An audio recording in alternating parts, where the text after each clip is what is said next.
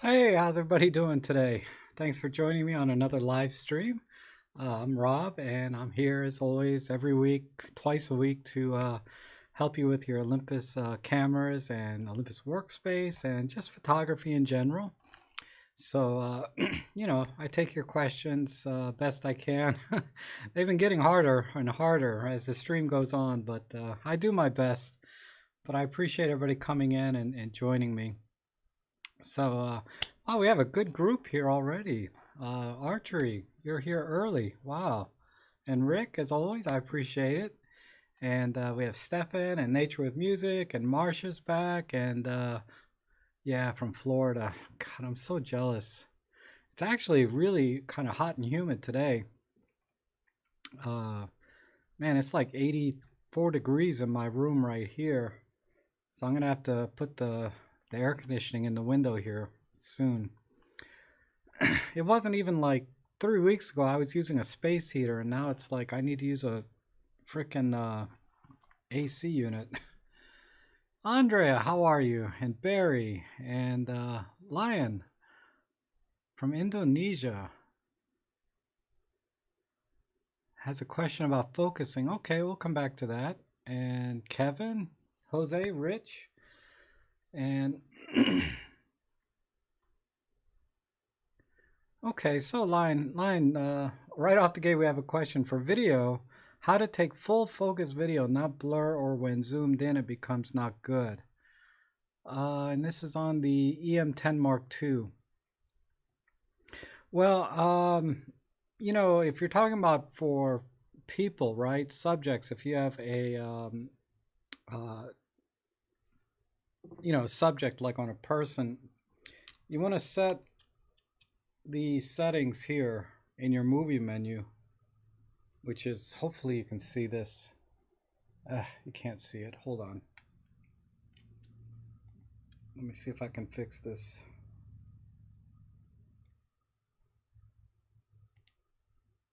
See if that's any better.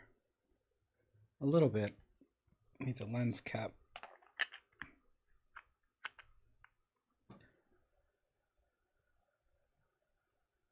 But yeah, for movie mode, you want to be in,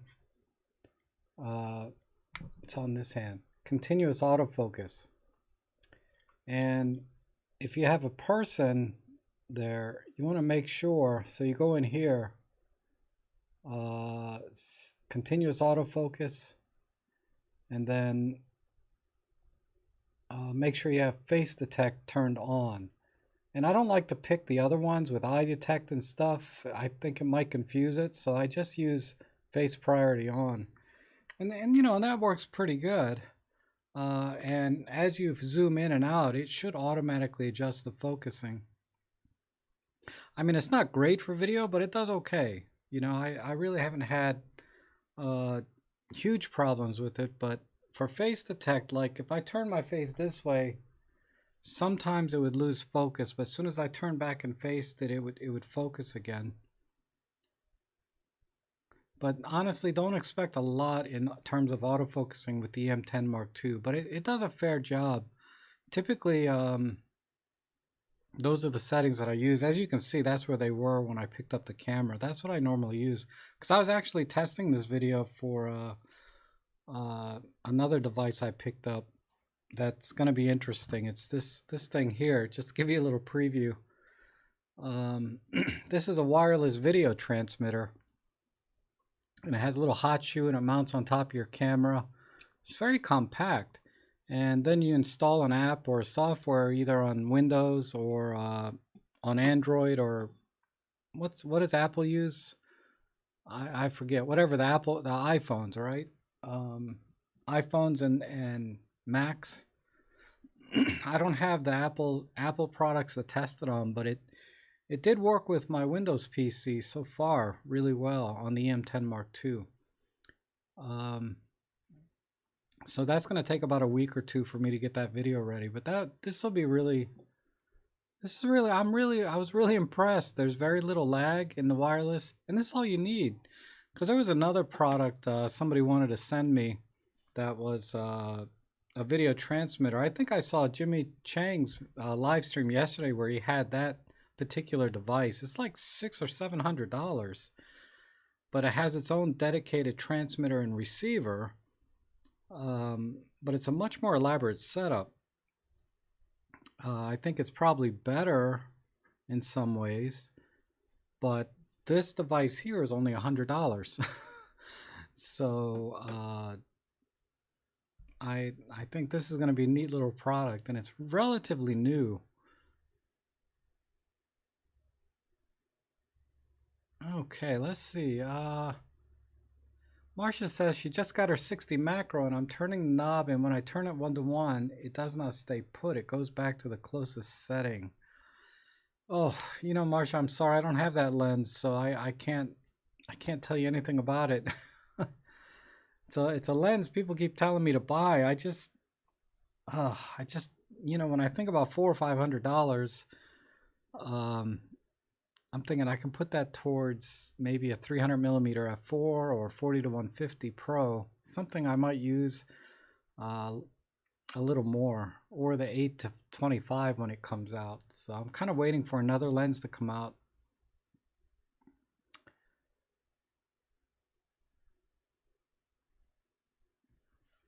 Let's see. Ray Marks, Jan, hi. John Allen, how are you? John is getting some trouble. Wow, 5 inches a week. That's a lot. Holy smokes. That's about 10 feet of snow if it was snow.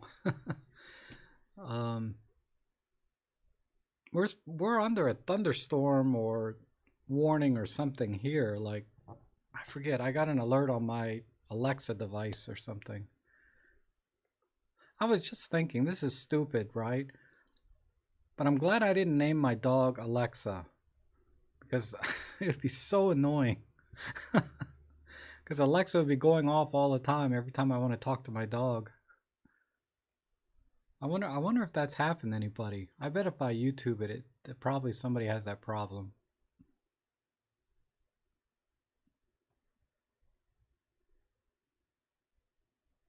Oh, thank you, Lion. Hopefully that helps. Only just started doing video with my EM1 Mark II, trying to decide on which lens to use. Well, it's not much different than for photography, right? The only thing I'd recommend is get as fast a lens as you can on there. So a prime is ideal. The 12 to 40 Pro is the one I use most for video because it's an f2.8, and sometimes I don't know where I'm going to be standing relative to my subjects, so I can zoom in and out. And I'm speaking to like event photography. When I get there, sometimes I don't know if I'm going to be able to set up close or if I have to set up a little further away. So 12 to 40 Pro gives me that kind of flexibility and not lose much light, right? f2.8. For vlogging, I'm comfortable with the 12 millimeter f2. I was thinking about switching over to my 8mm fisheye. But I like to vlog and take pictures, and the fisheye is not really ideal for photo walks. Fisheyes are good for just sometimes, you know, you sprinkle your portfolio a little bit with those, but you don't want every picture to be a fisheye. It would get old pretty fast, right? John follows in England. Man, there's a lot of people in Europe, and I saw a report. Hey, David, how are you? Roberto, Ramex, let's see, Kostov, Fran from France, and use the AF. He or she has a question. Hello from France. Can you talk about continuous autofocus tracking and the use of AF sensibility? I'm not sure what you mean by AF sensibility, but continuous autofocus with tracking just sucks on Olympus. Unless the subject is moving very slowly, it'll keep track. You know, so if you're trying to track a turtle, it works. Because I was able to, and I did some very rudimentary testing with the continuous autofocus with tracking, where my dog was just sitting on the grass. I locked onto her, and then I just panned the camera very slowly left and right, and walked back and forth very slowly, and it was fine. But how often do you film something like that, right? You don't need continuous autofocus tracking for slow moving subjects. Typically you want the CAF for faster moving things where, but yeah, just don't use it is all I can tell you. Just use the regular continuous autofocus. And if it's a person, use face detect. Um, yeah, it's a little bit, yeah, it just sucks. Not, and I haven't tried other cameras that have, Sony supposedly has a really good uh, CAF with tracking, but I haven't tried any other systems to compare because they might suck too, Because a lot of the testing I see online, they say it's great, but then when I use it, I'm like, no, it's not. Like my Fujifilm X-T30, and it could be user error still, right?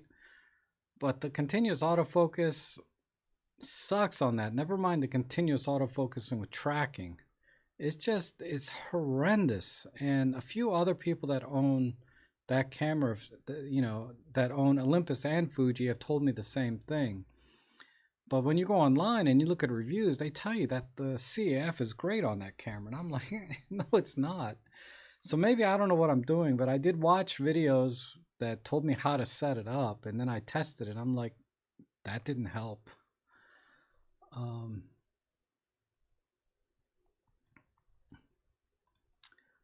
yeah, the 60 macro right now I saw on sale for $399. So it's $400. Then you add on, $50 in tax or whatever.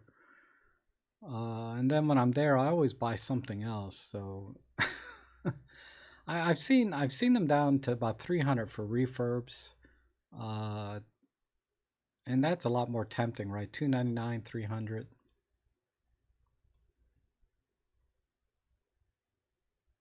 When you're late, Rob is early. Yeah. Hi, Thomas, James. Good morning, old player. He's asking, is the 60 macro lens good for macro only? No, it's an excellent 60 millimeter lens. So if you need that focal length, it's excellent. And I would say you would be fine using it, particularly for portraits. It's an ideal portrait lens. And then anything else you would use 60 millimeter for. But I know Jimmy Chang did a video on that lens using it for portraits, and he was, happy camper with that.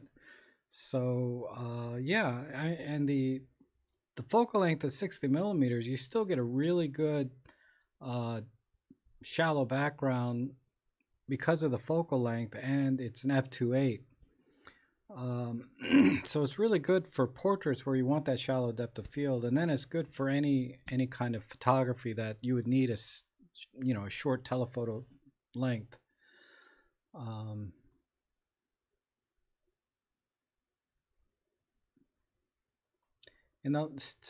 Stefan says, in the last days I tried to take pictures of half moon in the night. I'm using the M10 Mark II and a Panasonic 250 to 200. My impression is that the moon is not very sharp. Some recommendations? Ooh, I'd have to see the picture to give you some idea, because yeah, even at 200 millimeters, it can still be soft. My suggestion would be to back the lens off back to about 150 millimeters and shoot at maybe a little bit higher aperture, if you can. Try f5.6, which is still near being wide open for that lens, I bet, but you could even try f8 if you can keep your shutter speeds up, but you may not be able to. So make sure, and also make sure your ISO is at the base ISO 200. Now, if I assume you saw my video on taking moon shots that I did with my EM10 Mark II. I think in that video I do have straight out of camera images that you can compare, but it's hard to compare on a video. I have to see if I can find those moon shots. because I was using the Olympus 40 to 150 lens. So I made that video on October 23rd, 2018. So let me look on October 23rd or 22nd if I can find the original images I took, and I'll put them up here. And if they look good on a video, they'll look even better like if you had the image in front of you, right? So let me see. Go to my 2019 third quarter, October. Oh, no, fourth quarter. Okay, fourth quarter, October 23rd.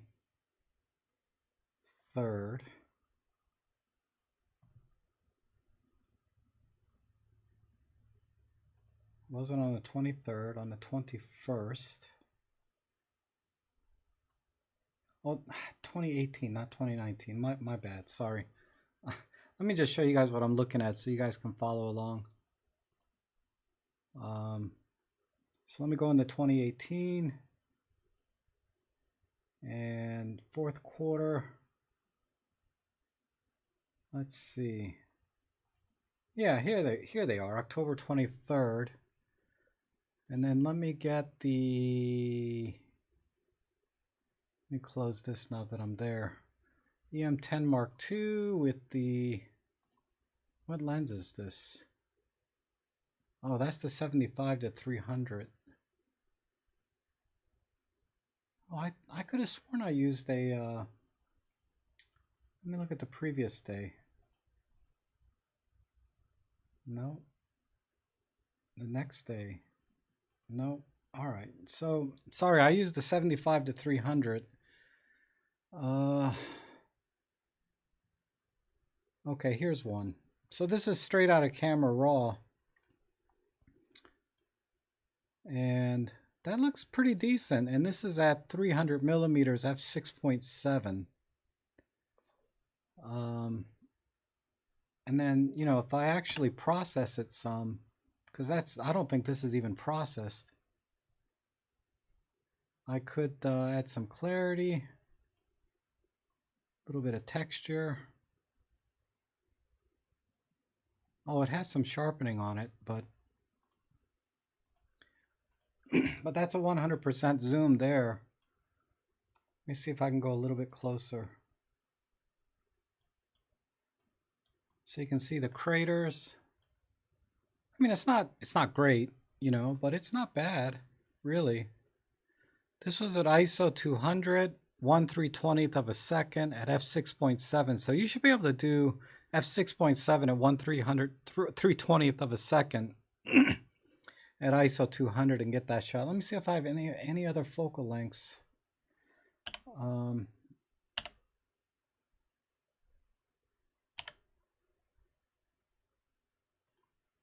How about at 150? I was too bright. And this is a cloud blocking it, but this is 150 millimeters with a cloud blocking it.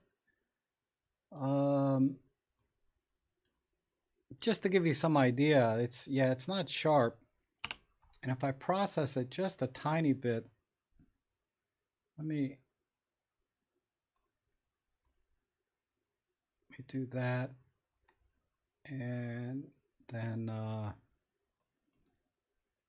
maybe not so much clarity.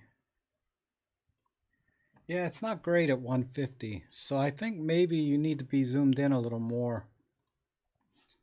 God, I thought I had a lot more, what's this, 281 millimeters, 286. Yeah, it was a cloudy night. So I guess these are the only two shots that were, hold on. These were the only two shots that I got, and I had to be at 300 millimeters.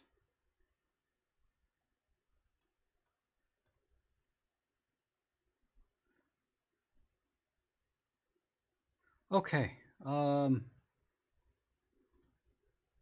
Hopefully that helps a little bit.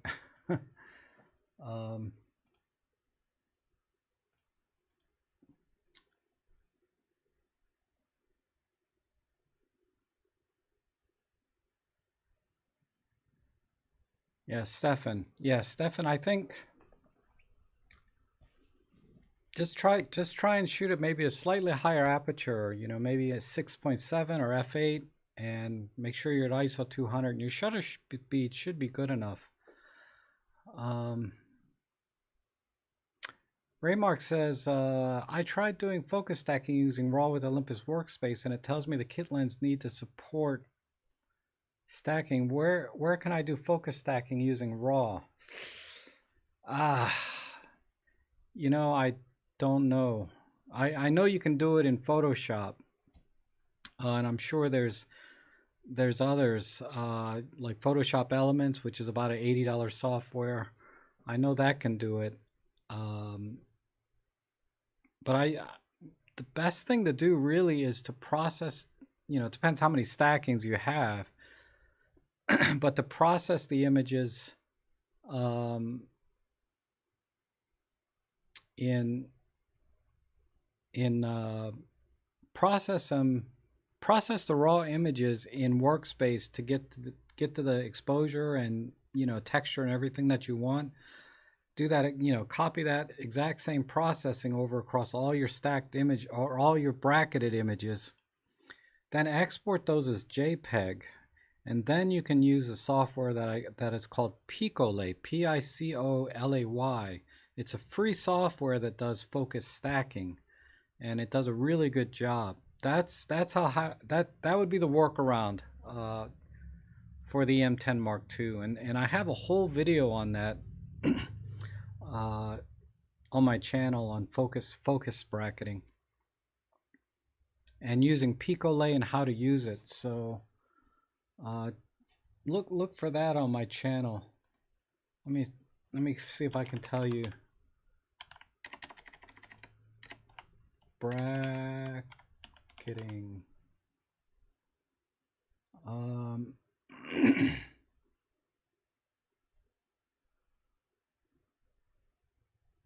Yeah, it's episode number. Wow, it's an old one. Episode number 18.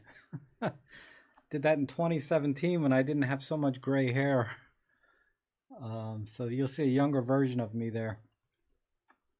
So if you want to, if you need some help using Picolay, that video walks you through that. And I used an EM10 Mark II with the kit lens, I think, in that video to do the focus stacking.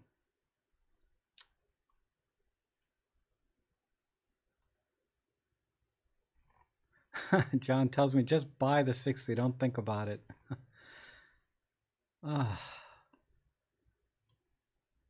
Yeah, Wolftig, you can focus raw images if you have a camera like the M1 Mark II that can do focus stacking in camera and you use the Pro lens. You have to tick a lot of boxes to be able to do focus stacking in Olympus Workspace.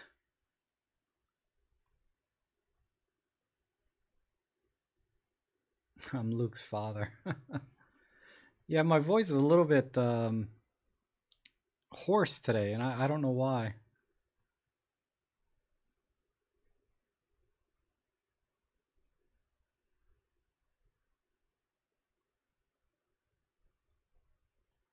Also, with low continuous shutter and CF is hard to master. Yeah, it takes a lot of practice. I mean, a lot of the shots that you would use continuous autofocus, if you're trying to follow moving subjects, it's 90% skill. And, you could use any camera and get good results if you have really good skill. Barry says, been watching video episode 81, Nighttime Photography for M10 Mark II, using live time, and noticed you said they were Lightroom HDR blended in post. As I know a little bit Lightroom, is that an easy process? Yeah, you just select the images and right click and say blend HDR, and it does it for you. So it's very simple. I think I blended really extreme exposures. Like one was a like a 3-minute exposure, and then one was maybe a 10-second exposure, and I blended those two together. But it did a good job.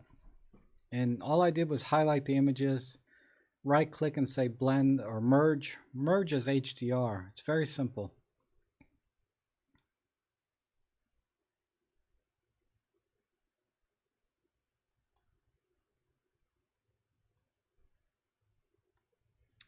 Old player, you're welcome. Everybody's loving that 60 millimeter. You know, I have a 75, which is so close to the 60 that I never use the 75. So I don't see myself. 60 is just not a focal length I use much.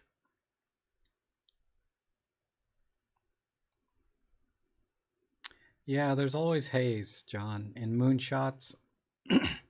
It's not easy, you know, because it has to be a clear night, you know, low humidity if possible, and if you can get some elevation, uh, to avoid some of the light pollution and uh, air pollution, you know, that helps too. I mean, those shots were just in my backyard where I have terrible light pollution, and probably the regular air pollution is not great either, being around all the airports and stuff and etc. Um, Nature says I use autofocus to start and maybe switch to manual and rock my body backwards and forwards to focus. Yeah, for the macro, that makes sense. The 30 millimeter is cheap right now in my country, about 150 US dollars. Is it a good deal? Yeah, I think you summed it up. The 60 is about 300 bucks, second hand and longer distance of working. I strongly recommend the 60 over the 30. I know Robin Wong just did a video today about the 30. I didn't watch it, the 30 millimeter macro, so you may want to watch that before you make a final decision. Uh, as I don't own either of those lenses, I'm not qualified to really talk about them other than the specs that I see. And a 60 millimeter macro is going to give you more working distance, so you can get some lights in. The 30 millimeter macro, to get 1:1, you have to get this close. I mean, really close to the subject, and that makes lighting challenging. If you need, and you almost always need good lighting with macro work. But if you want to use it as a dual purpose lens, like sometimes do some really close up near macro photography, but also want sort of a semi-standard focal length, then it's a great lens. You know, it makes a great dual purpose lens. I think maybe a better choice than the 25 millimeter in some respects, because it does give you that really close focusing distance when you're out on photo walks. So it's very versatile in that respect. The 60 is pretty much specialized lens, right, for macro only or maybe some portrait. Whereas a 30 might be more versatile. So there's pros and cons, right, to using a 30 millimeter. Because a 30 millimeter I could walk out with and do street photography or any kind of photo walk and not have any issues, right? A 60 millimeter, it's not a focal length I use much. It would limit me a lot. But if you do a lot of macro, the 60 is a better choice. Nature says when you do focus stacking on, say, the eye of insects, then hold absolutely rigid, otherwise you may get ghosting or blurred resulting images. Yeah, whenever you're working at macro level, one tiny shift, any slight movement will blur the image completely.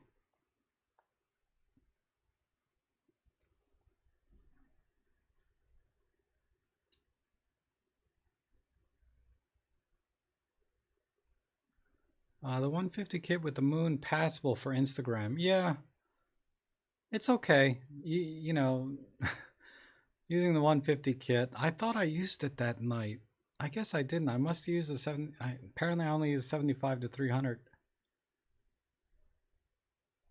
I think you can do raw focus bracketing, merging in affinity. Okay, yeah, I don't have affinity.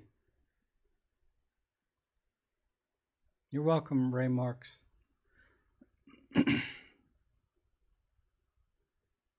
And Marsha King Wufa has replied to you, your question. He says the AF overrides 1:1 on the 60 macro. Change to manual focus and go to 1:1. The dial will fade back, but you still will be 1:1. Okay, thank you, King. I'm doing well, Corna. Thank you. Is the 918 f4 f5.6 good for video? If you have good light, it's perfectly fine. Yeah, it's nice and wide. Great for vlogging. It's perfect. Very small and lightweight. I would buy that lens if I wasn't waiting for the 8-25 that's coming out. Now, if the 8-25 is $1,000, I may just get the 918 instead. But I'm waiting for the 8-25 and see what that is. The only challenge with the 918 is, you know, f4 is a little bit slow. So if you can probably record video in twilight, but like towards the beginning of twilight and then towards the end of twilight, it's going to get too dark for f4.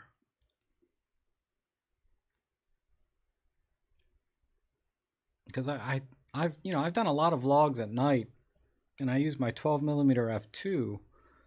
And at twilight I'm fine. Towards the end of twilight I'm fine, but it's pushing it. So at f4, where you're 2 stops darker, it's going to be a challenge.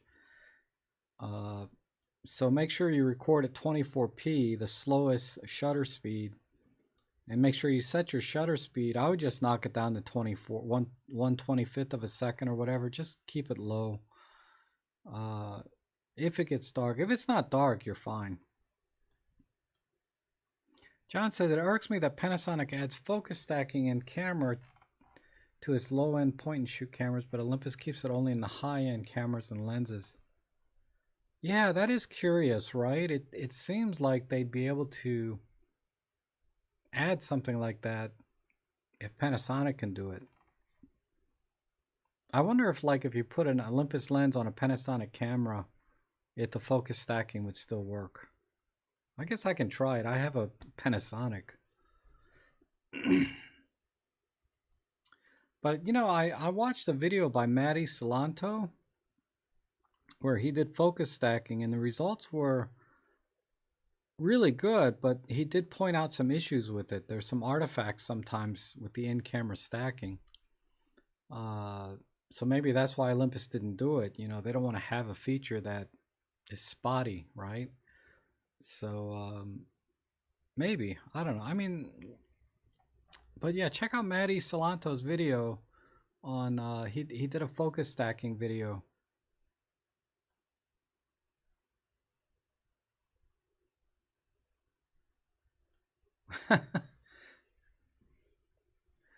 Plato's using art filters now. I love the art filters. I use them all the time. And yeah, post or in camera, it doesn't matter, really.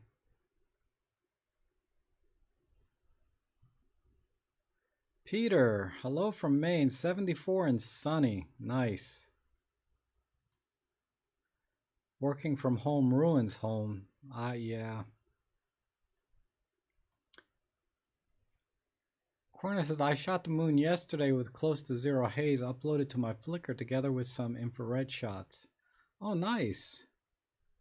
What's your Flickr account? If you want to share it, put that in. I'm sure people would love to see your shots, including myself. Have I used Luminar? If so, what's your take on it? Yeah, I used Luminar 3 about a year or two ago. They sent me like an evaluation copy. And it's a competent photo editor. It does a lot of things, and they've added a lot of things since then, right? Sky replacement, some artificial intelligence stuff. I can't speak to all of the fancy pants stuff, but you know, as a regular photo editor, it's excellent. You know, it does everything you'd want to do, right, with a single image. My challenge with it, and the reason I didn't do a review or really use the software um, is because it didn't have layering, right? And image stacking and uh, in a way that I could use it professionally. It was very, if it did, it was very rudimentary and I wasn't able to use it. It also had a very lackluster photo management or data asset management feature. Unlike Lightroom, you can see I was very able to quickly, isolate camera and lens and focal length. Uh, Lightroom has a really good data asset management feature in it, and Luminar at the time did not. They did add like a cataloging system to it, but I played with it a little bit, but it it was just a little bit still very rudimentary. It wasn't anywhere near as advanced as Lightroom was. So that's why I don't use it. Is mainly for the data asset management part of it and the uh, being able to layer the images and put those into Photoshop and do the things I need to do. It just couldn't do those things. Because how often do you really use sky replacement or all the other whiz bang stuff in that software?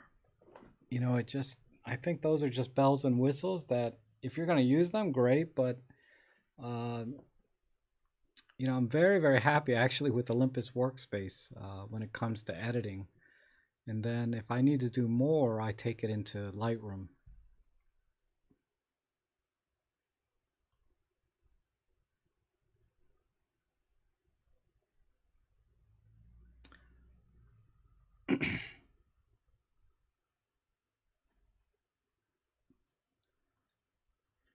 Did you just say Tony 35? No, I did not.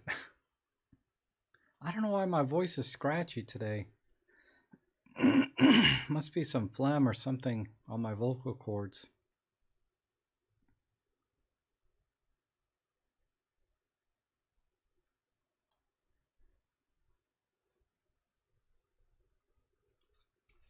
Frank is saying you can defeat the effective cloud shooting a blood moon with EM10 Mark II or EM10 Mark 1. Wow. Use the touchscreen. Maybe, yeah. I've gotten some nice shots of the moon with clouds. Uh, God, I'm not going to be able to find it now, but I was really happy with one that I got. Francis says, or Francois, I'm sorry. Francois says he has the Luminar version and he's not very impressed yet. Yeah, like I said, I think it does a fine job, but I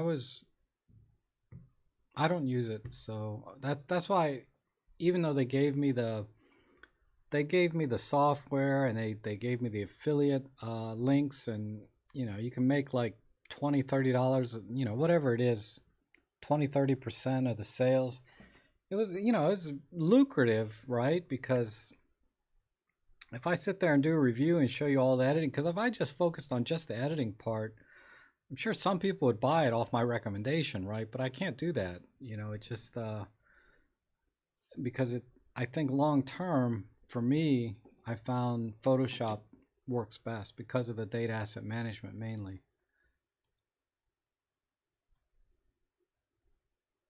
Okay, Leon. Good night. We'll catch you tomorrow, I guess.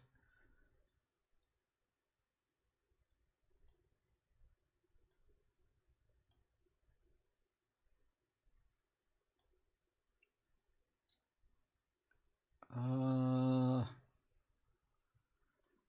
Blame Rob for this. Nature with Music just bought a 40 to 150 with a 1.4 teleconverter, and he's blaming me. I didn't know gas was contagious. My gas has subsided a little bit. I'm not anxious to go out and just buy all these things that I want. Like I think a few years ago I would have just I'd have a 60 millimeter macro, and I don't know. It's tempered. I mean, being broke kind of tempers your gas a little bit too, right? Because, yeah, business is slowed down. I got other things going on, but let's see.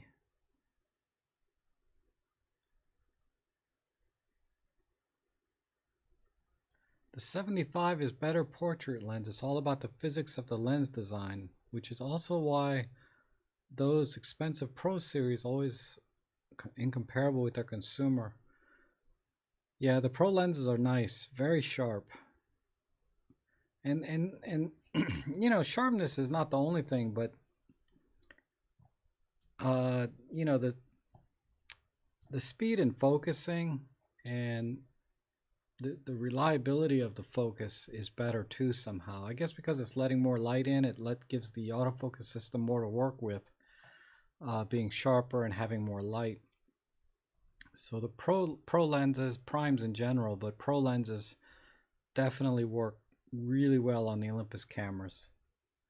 And if you're a hardcore enthusiast, you know, I'd recommend the pro lenses, or if you're a professional, you know, the pro lenses, because I use the 8mm fisheye pro in my professional work, and the 12 to 40 pro for my pro work. But honestly, sometimes I just use my kit lens, you know, because a lot of the images I take, they get jacked down to 2 megapixel images anyway, so it doesn't matter what lens I use. Heck, I could use my TG5. I think I use my cell phone too, a couple of times for some exterior shots in real estate.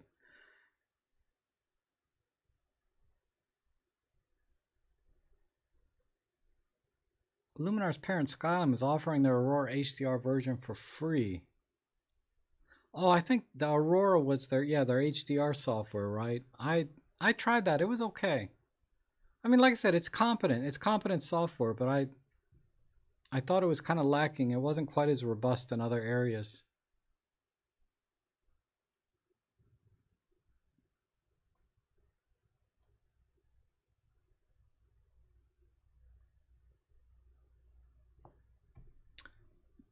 Wow, Aurora is much better than Photomatrix or Photomatics.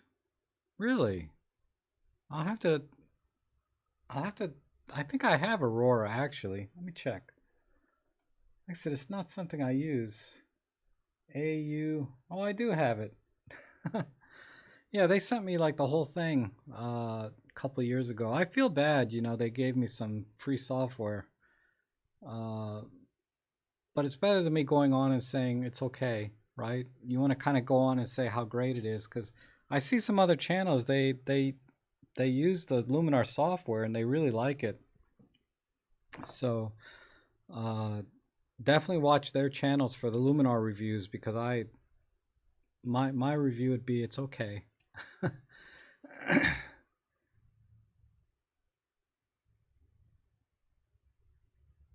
Let's see. I've initially tried the 40 to 150 Pro with Goldfinch on my bird feeders, and the results are great. Very sharp even when cropped. Yeah, I know, right? Um, some people have been submitting images to the photo editing stream that I do, and with the 40 to 150 with a tele, man, the images are really sharp. I was really impressed. Rick says, has your gas convinced you to claim your free EM1X from Olympus and buy it? You know, Olympus has some special right now where if you buy the 3 Pro lenses, they'll give you an EM1X for free. But those 3 lenses will cost you almost $6,000. But and what's really bad is those 3 Pro lenses are 3 lenses I don't have and want. Right? The 300mm f4 Pro, the 40 to 150 Pro, and the 7 to 14 Pro. 3 lenses I don't have and could definitely use. And I don't have an EM1X, right? So I can get that whole shebang for right around $6,000. I can't do it. I'm saving up for maybe another car. I don't know. I've been looking at Mercedes like a 1989 560 SL. Anyway, sorry. I don't know why I'm talking about that.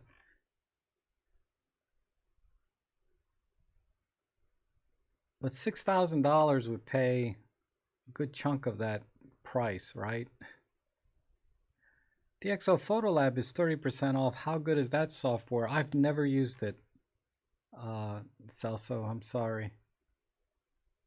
Yeah, that's a lot of cash, right, James?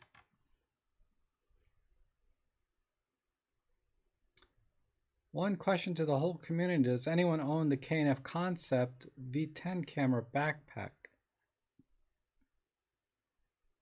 No, I don't own that one.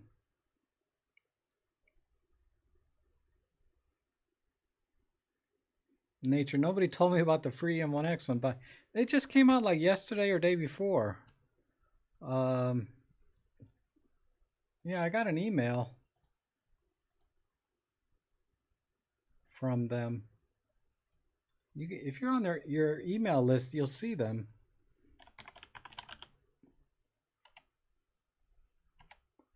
Let's see, Olympus.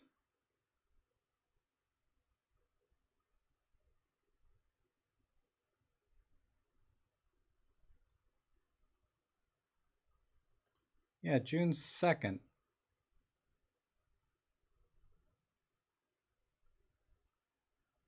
Where's yeah, right here.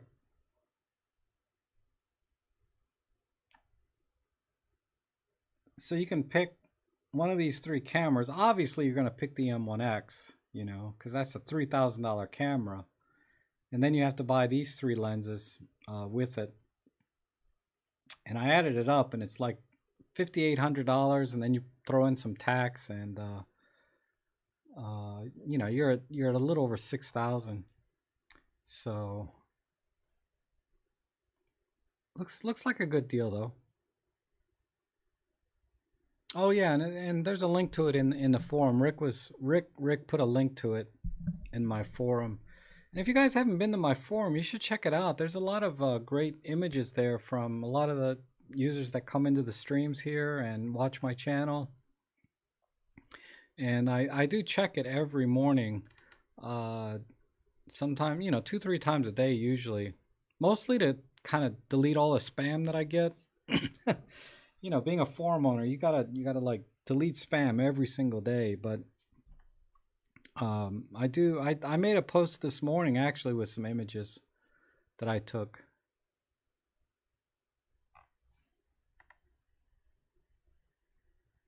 No, Corny, it's if you buy those three lenses, you get an EM1X. It's not one lens, it's three lenses you gotta buy. Then they give you that.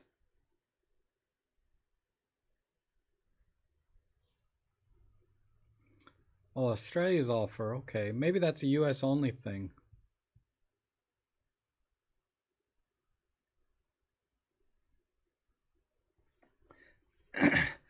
Nature says, given the option, I'd spend my money on cameras and lenses. Yeah. You have a 2005 Astra diesel. Wow. The Estate. Yeah, wagons. They don't sell wagons here in the US anymore. Not since like the 70s. I think there might have been one. Anyway, there was one that was made until the late 90s or early 2000s, but only one, and it sucked.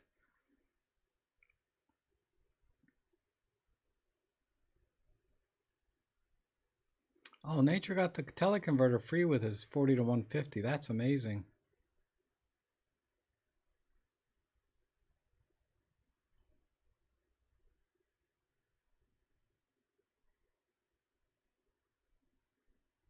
Hi Rob, how do I get the EM1 Mark III to do multiple autofocus points like my EM10 III? Just have it a week now. Well, let me see. I'm gonna try and answer your question.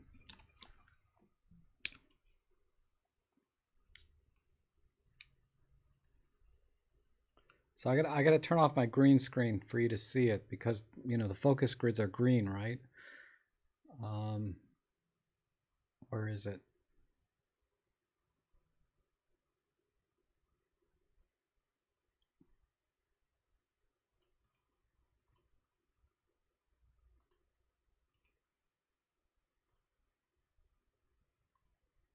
Okay. So you just go into the man, why is that so dark? You go into the super control panel. I'm in video mode, hold on. All right, go into the super control panel and click on that. Yeah, this is easier to see, right? So you go in the super control panel, you click on there, and then you just rotate the front dial like so. I'm just rotating the front dial, and it changes the focus points, and then you just move it around.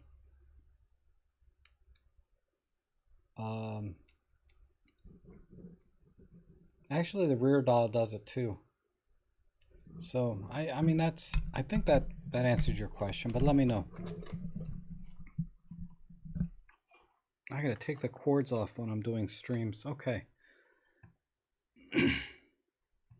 Rick says I should set up a guy with a camera club, then we could use group buying power to get deals on Olympus. We do that at my Land Rover club and get amazing deals. Huh.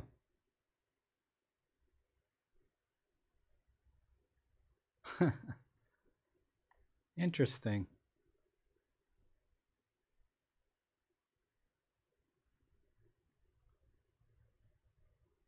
Vintage cars are great. Dreaming of a 71 Alpha. Yeah. The old Alfa Romeos were really neat cars too. And you always want to get like late 60s, early 70s if you're in the US.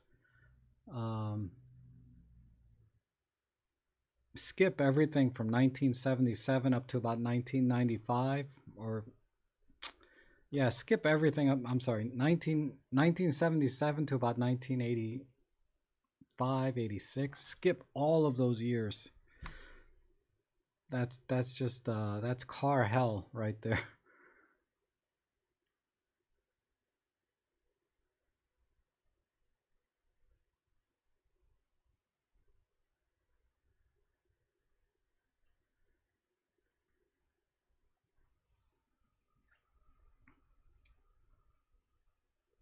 Dreaming of a 71 Alpha. So Moculab, I hope that answered your question about changing the focus points. I mean, the EM1 Mark III has so many different focusing modes. It's something I'd have to make a whole video on to cover everything it can do, because there's some neat things in there. The the sensitivity and something else and something, I don't know. I mean, I just shoot in continuous autofocus, single point, 99% of the time. All these fancy pants focusing modes just are wasted on me, really. But it does a really good job focusing.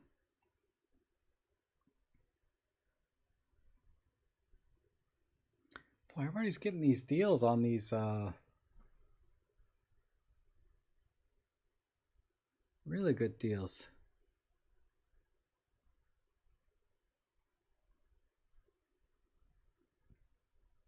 I knew how to change the modes, but what I meant was on my older cam, when I half press, there would be multiple focus points distributed across the image.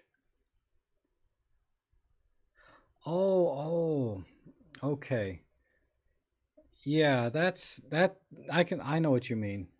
So like you would select, okay, so this is actually a very common question. So for example, you have why is this so bright? You have like the 9 points selected, right? But then where's my lens cap, for God's sake? But then when you half press the button, only one point pops up, right? But actually, what it's doing, and this is where the EM1 Mark III, when I was talking about, it has so many different features. It's actually still using the 9 grid, but it's looking for the most in focus point within those 9 grids. So in this case, it kept finding the center, but sometimes it'll jump over to, God, I wish there was a way I could demonstrate this. Hold on, let me try it this way. So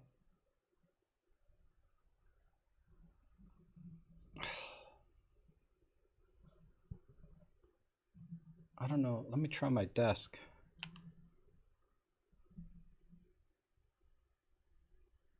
It's so hard to see, right?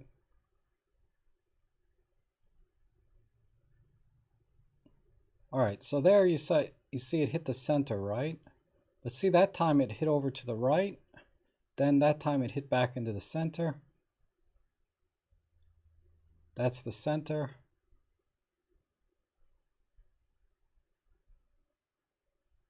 So I'm trying to get it to,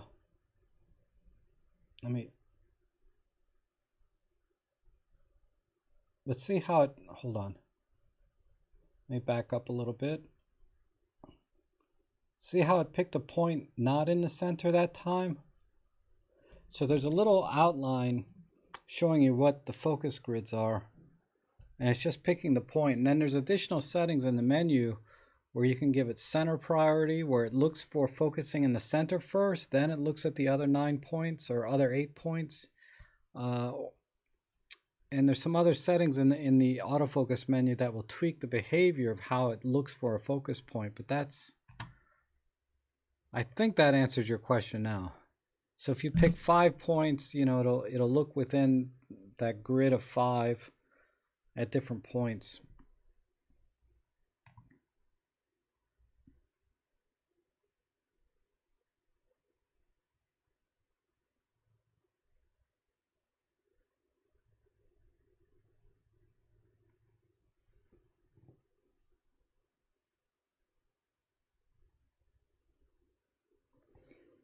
Maybe I can, because there's nobody's asking a question right now, I can just show you in the menu.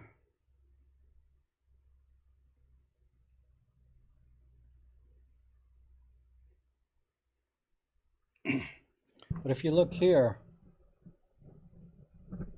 AF center start, and then you click on that and you can choose, you know, when you have multiple grids, to tell it to look in the center first. And then there's AF center priority. So play with those settings, and then, but that's why it's I know it's only showing one solid green point, but it is actually looking in all 9 places.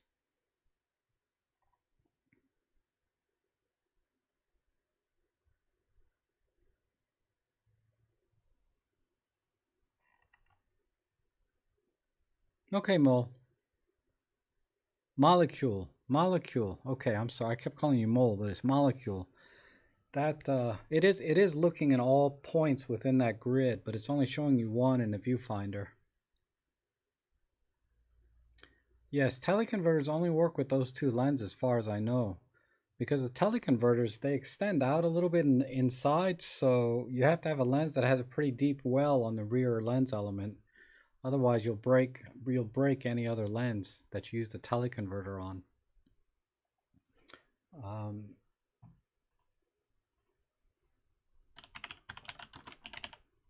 I can show you what I'm talking about.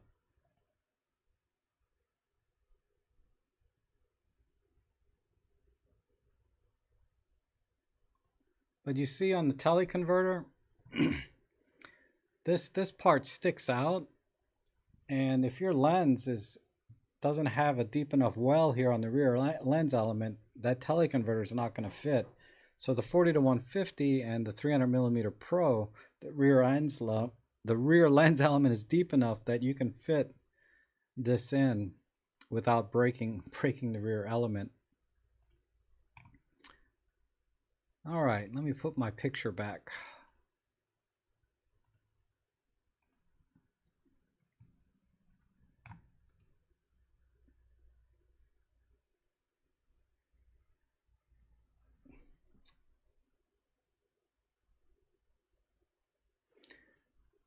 Yeah, Corna, I think, the teleconverters, he says, Corna says he doesn't like to work with teleconverters because they always degrade the image quality.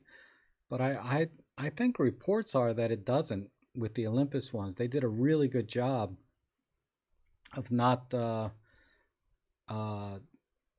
degrading the image quality. And someone actually said it improved the image quality, which I maybe, maybe, right? Oh my God. Thank you, Roberto. That's awesome. I appreciate that.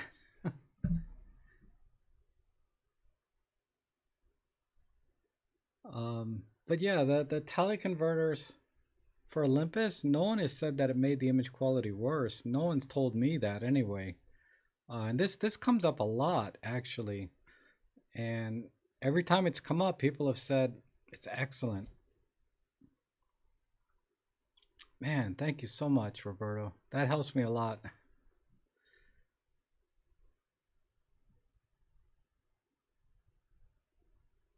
Nature says, well, that is why I bought the 40 to 150 and the 300 so lenses with the two teleconverters connect, so I can use either on either lens. Yes. What's your experience with the teleconverters? I mean, I do they degrade the image quality in your opinion? Have you pixel peeped those yet or not? Because everyone's told me it, and the images I've seen, I can't tell that there's any image degradation. But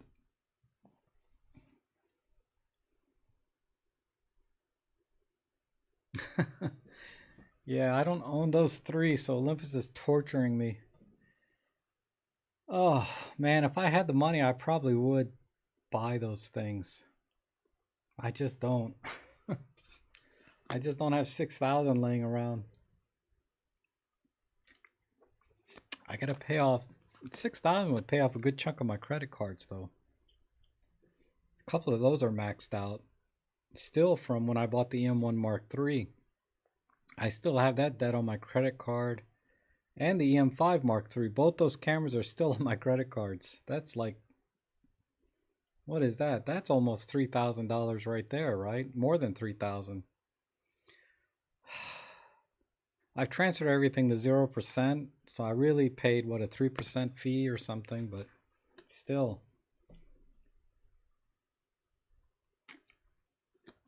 Yeah, Rick is confirming the MC14 actually improves the image quality on the 40 to 150 in certain circumstances. I believe that. Because think about it. The people use those Metabones adapters and they say that the image quality improves and you get more light. A teleconverter is kind of doing the opposite, right? Instead of compressing the image, it's expanding the image. So why wouldn't it do a better job or improve the optics? I don't know. I bought really cheap teleconverters back in the day. Oh my god, they were terrible. They were probably made by God, what's the name of that camera store that's out of business now? I can't remember. But they were really cheap. I was in college. I had no money. I knew nothing about photography, but I bought all this gear. Only early days yet, Rob. Has just got the lens. Okay.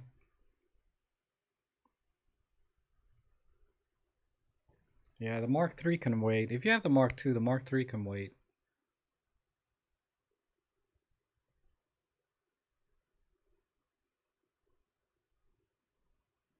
Yeah, Corna, I agree. Like I was just saying when I was in, no, it wasn't Vivitar. Uh, there was another brand that was just sucked back in the day. It's probably Quantare, I think was the brand. Quantari or Quantore? I don't know if I'm pronouncing that right. How's the IQ of the 918 compared to the 7 to 14? I couldn't tell you firsthand, Lou.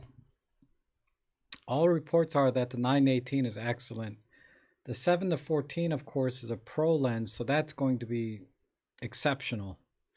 But I think at that wide of an angle, the 9, I don't know, I've heard lots of good things about the 918. But again, those the two lenses I don't have that I can't tell you.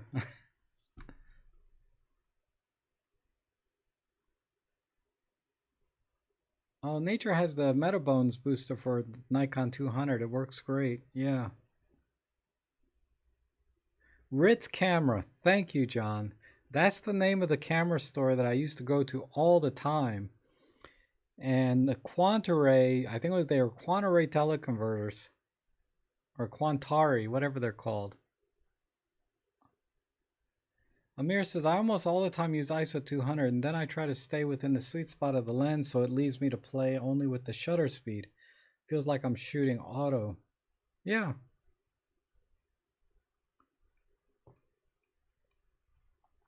I mean, I shoot a lot at night and low lights. I'm always in auto ISO or, yeah. I mean, I think as long as you're controlling your shutter speed, it's a tough call. It depends what you're shooting. For me, auto ISO is almost a must have.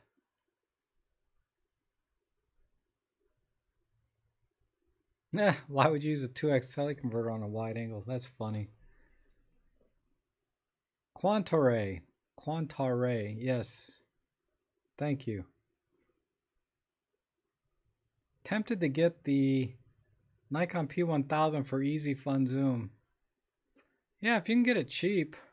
It's kind of a bulky camera though. I saw it in the store. You might be better off just buying a 75 to 300 for about the same price. But I don't think even that has as much reach as that P1000.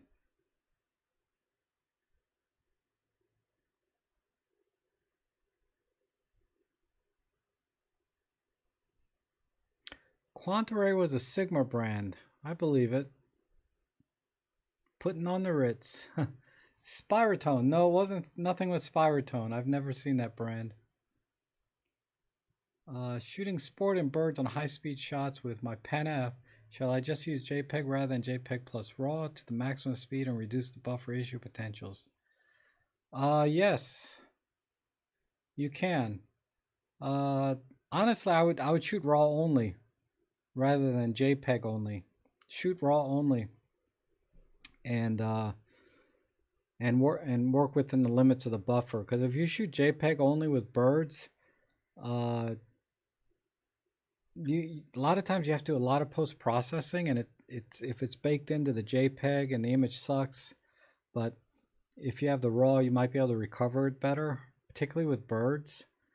So I would do RAW only, and if your buffer runs out, just get a feel for it and start practicing. Because like I said, a lot of photography is 90% skill, right, or 80% skill, then 20% camera. So once you know how your camera behaves at certain settings, then improve your skill set to work within those limits, and then you'll get good shots. Rick says, see David Thor's review on the 40 to 150. He demonstrated how the MC14 can actually improve the picture quality. Oh, okay. I've probably seen it, but it was years ago. He's been doing videos forever. He comes out like with one video a year. That guy. How much is the difference between 16 megapixels and 20 megapixels? Not much difference. I mean, honestly, when I'm editing my images, I can't tell which one's 16, which one's 20. There's just a hair bit more detail when you really crop in. Excuse me. But yeah, I wouldn't worry about it. I'm fine with either. I mean, if the M1 Mark III came with 16 megapixels, it wouldn't bother me. The 16 to 20 is fine. Auto ISO with infrared shooting is a no-go. The infrared light takes the image even more grainy at high ISOs. Yes.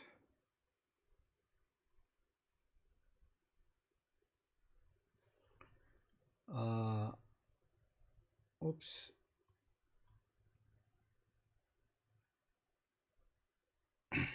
Okay, what do you think of which one's best travel lens? 12 to 100?